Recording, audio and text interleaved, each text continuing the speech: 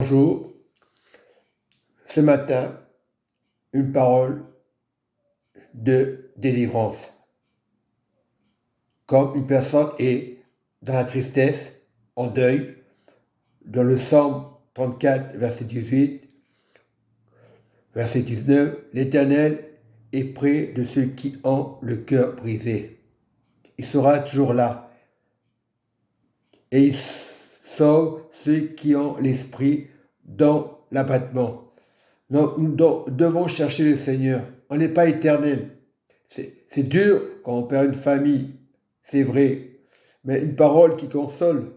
Le Seigneur nous montre dans le Psaume 34, verset 19, l'Éternel est près de ceux qui ont le cœur brisé. Et il sauve ceux qui ont l'esprit dans l'abattement.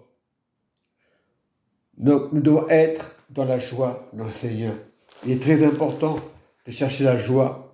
Et dans Matthieu 5, verset 4, heureux les affligés, car ils seront consolés. Sache que avec Jésus, tu es consolé déjà d'avance.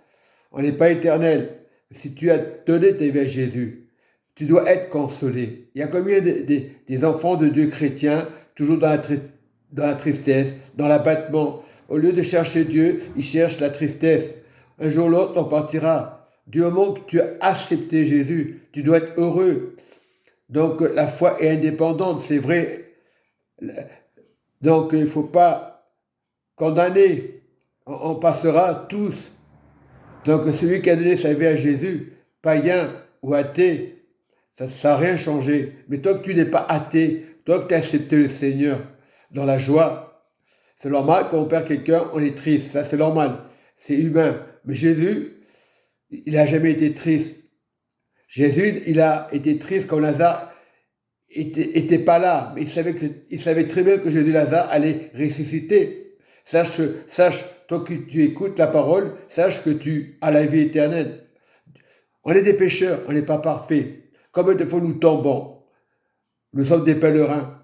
Combien de fois nous tombons dans le péché? Mais Dieu ne regarde pas ça. Tu as donné ta vie au Seigneur. Et lorsqu'on donne sa vie au Seigneur, on est heureux. Mais il y a des chrétiens, quand tu es mal affermis, et ils sont toujours dans les mêmes problèmes, dans les mêmes difficultés. Le monde est dans la difficulté, c'est vrai. Mais il faut être heureux. Voilà, il faut être heureux. Rester dans la fidélité, c'est très important. Donc, la joie, c'est la joie. Donc, Dieu bénisse tous ceux qui sont partis aujourd'hui et tous ceux qui sont vivants aujourd'hui. Remerciez le Seigneur en tout temps. Pas regarder à la mort. Regardez, qu'est-ce qu'il a dit Jésus? Suis-moi, ne suis pas les morts. C'est-à-dire quand tu meurs, tu meurs. Mais ceux qui sont partis aujourd'hui, ils ont suivi Jésus. Ils sont sauvés. Tout simplement, soyez dans la joie, la paix.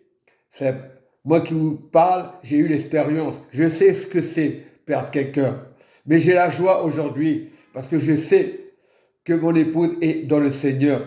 Peu importe ce qu'elle a pu faire, je n'ai pas regardé à l'apparence. Peu importe les colères que j'ai pu avoir, c'est normal.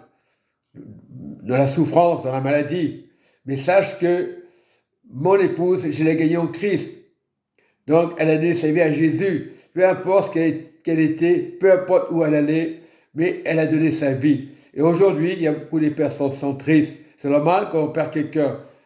Moi, je vous encourage, frères et sœurs, ceux qui ont perdu quelqu'un, de prier, de persévérer pour le Seigneur.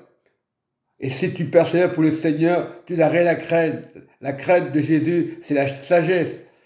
La sagesse, c'est ne pas avoir peur de la mort. Beaucoup disent, ah, je suis croyant, je suis chrétien, je n'ai pas peur de la mort. Mais finalement, c'est pas vrai.